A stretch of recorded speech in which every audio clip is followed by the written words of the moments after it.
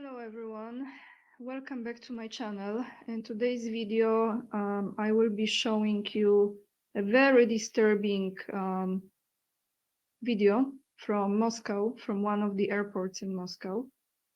And I give you my commentary about this after I play this for you. It will be showing a man who is slamming an 18-year-old toddler on the floor at the Moscow airport. And I will also show you this person being already in captivity by the police, Russian police.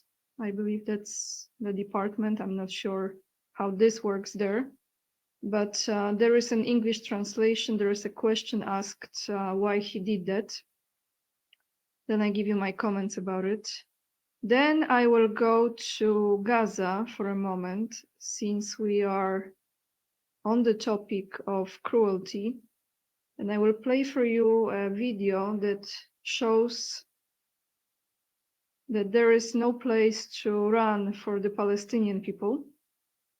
It's an animated video that shows you how the bombing of that region was going on, and still continues with horrible things. Now, then we change the subject, and we're gonna go to Russia again for a moment, and I will read you an article from TASS about the digital ruble that might be soon coming into existence in Russia. And we will end this video with President Trump, talking about what is next with the Iran, and are there any negotiations and meetings that has been planned for probably next week. So let's start with this video from Moscow. This is very disturbing, so if you are sensitive to watch, you might not want to watch it and skip to the later part of this video, but I decided to play this for you because I have some questions about this incident. Horrible situation. Before I do this, I'm gonna read you what this says under the video. Well, the video is titled that this is Iranian toddler who is in coma after men slammed him on the floor at the Moscow airport. So what does it say? A toddler who is believed to be a refugee from the current attacks on Iran was thrown head first to the floor by a stranger in the arrivals hall at Moscow airport, and now is fighting for his life in hospital. The 18-month-old boy is now in coma after suffering skull fractures and spinal injuries in the horrific attack, which was caught on CCTV. The toddler had been waiting near a suitcase while his pregnant mother was collecting their pushchair from the staff. All right, let me, actually you don't need the sound here, so I will just mute this video. Actually, you know what? No, I'm gonna mute this video because the sound was not pleasant here anyway. So disclaimer, disturbing and graphic visuals, viewer discretion is advised.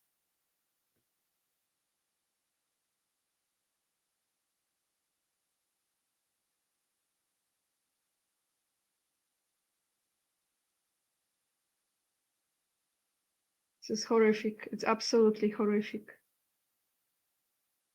So they were already picking up their luggage. I believe this is a father, or this is just, when I saw it the first time, this little boy, probably, you don't know how he's gonna come out of it. So now I want to play a video for you with this man being detained already. And as he's going to be investigated, I turn on the English translation here because this lady is asking him in Russian some questions. So maybe let's do this again. I will mute this Actually, no, I'm not going to mute this because it's in Russian. Some of you understand. So let me mute myself and I'm going to play this. This shows you this man being already questioned by, excuse me, by the police. And there is more here. He has already been charged with attempted murder. That's what it says. So let's look at this video.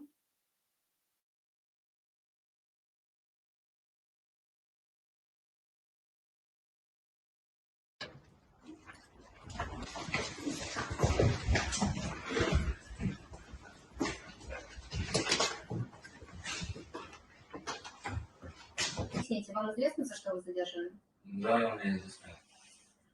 Поясните об обстоятельствах совершения вами преступления. Да, мне понятно. Что вы совершили? Поясните. Совершил покушение на убийство ребенка. Где это произошло? В Шереметьево, аэропорту. С какой целью вы это совершили? С какой целью? Вообще не знаю. Это влияние наркотиков.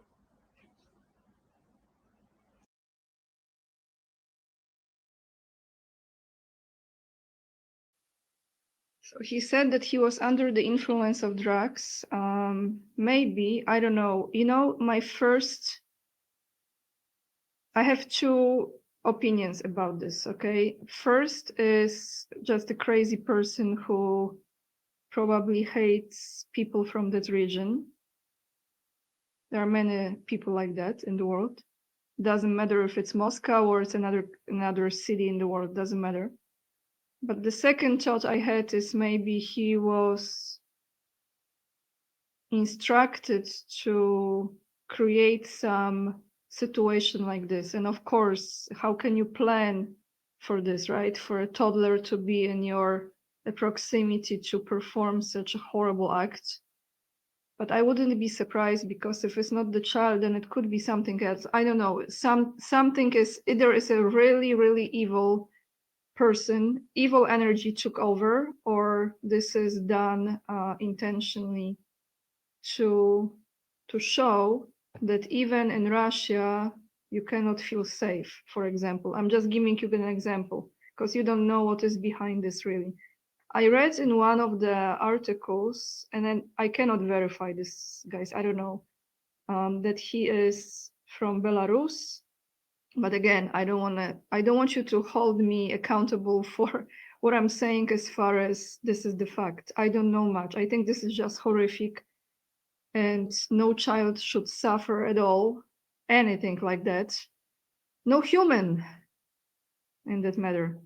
Now, as far as the suffering goes, I will take you to this video that will show you, well, actually the children are still being killed there, trying to get some food in Gaza. This is not showing that. This is showing how pushing those people from Gaza region was going on, and that they have no place to escape.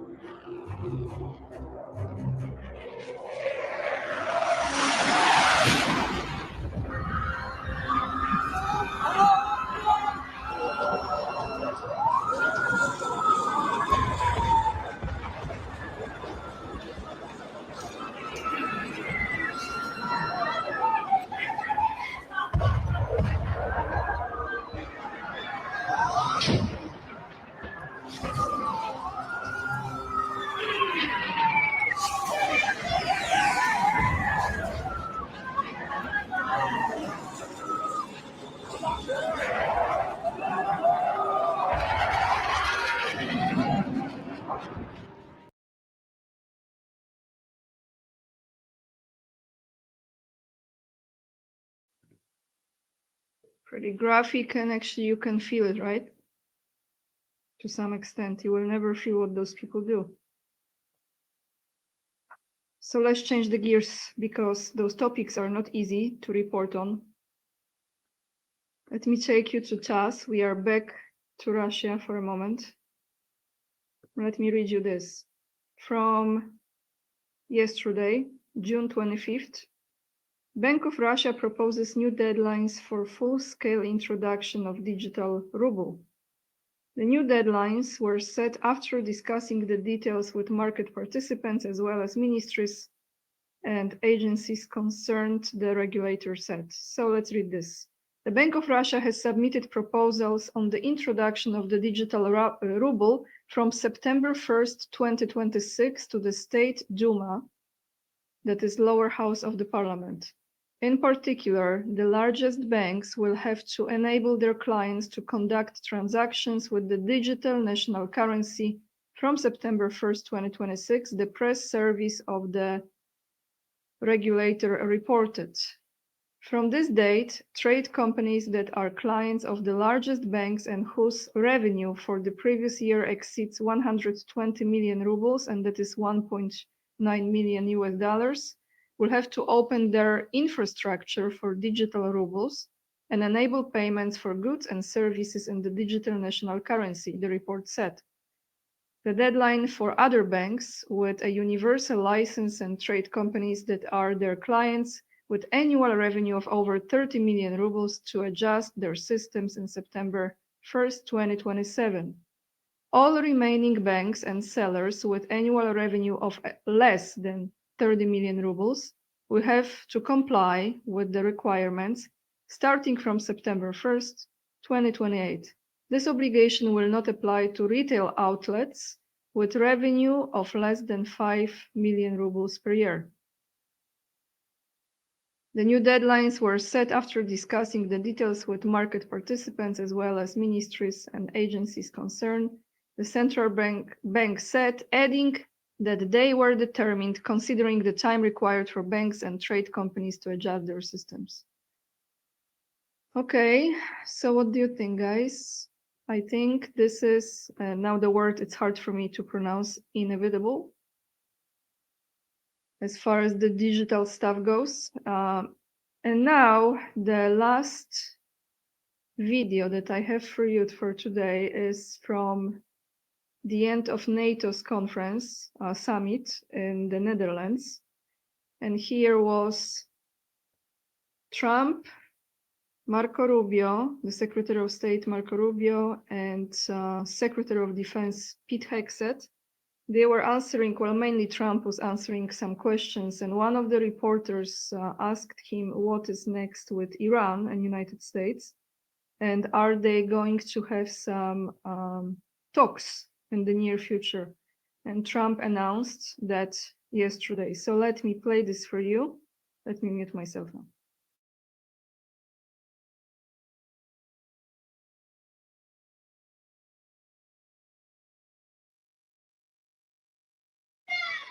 Go ahead, please.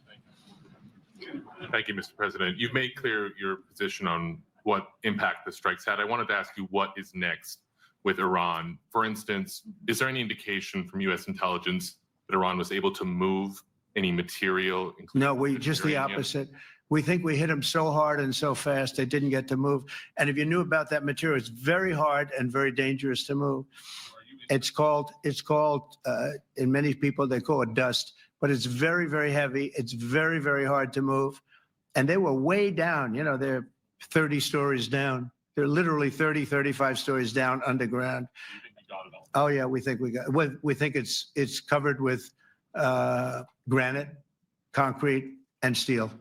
Can I ask you, are you interested in restarting negotiations with Iran? And if so, have they responded? So our people, Marco could answer, but our people are not, I'm not. The way I look at it, they fought, the war's done, and you know, I could get a statement that they're not going to go nuclear. We're probably going to ask for that, but they're not going to be doing it. But they're not going to be doing it anyway. They've had it. They've had it. Now, maybe someday in the future we'll want that.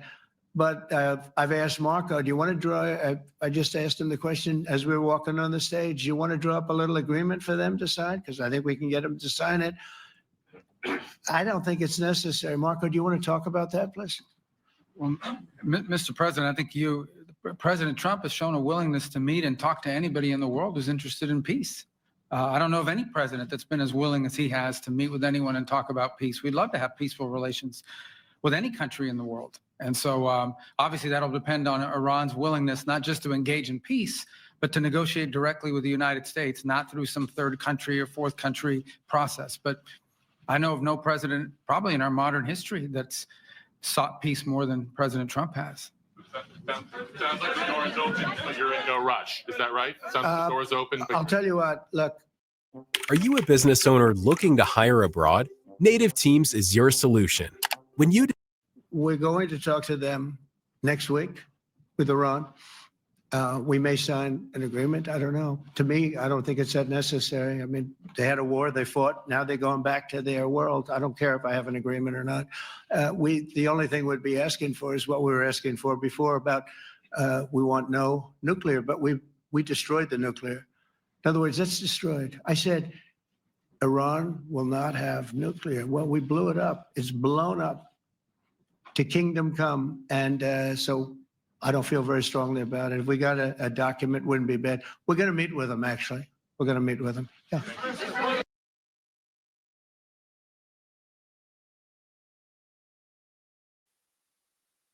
All right, everyone, that's all I have for you today. Thank you so much for watching the video. If you appreciate the way how I provide you the news, hit the thumbs up, subscribe, and leave the comments down below. Let me know. If you choose to support my work, all the links are down below in the description box: Patreon, Locals, PayPal, and as well as the links to the videos and the article that I read you today.